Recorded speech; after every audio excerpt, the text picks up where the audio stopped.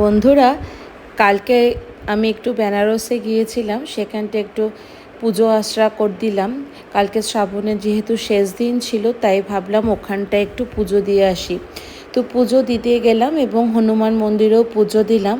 পুজো করে আসার সময় ওখানটায় ইউপি গভর্নমেন্টের একটা হ্যান্ডলুম দোকান আছে, শপ আছে, সেখান থেকে গিয়ে দেখুন আমি এই বেনারসি এই দোপাট্টাগুলো এই দুটো পারচেস করলাম। দুটো কালার ভীষণ ভাইব্রেন্ট কালার, ভীষণ ভালো লাগছে দেখতে, তাই ভাবলাম এই দুটো পারচেস করি। এবং দামটাও কিন্তু যথেষ্ট অ্যাফোর্ডেবল প্রাইস ছিল, খুব কম ছিল।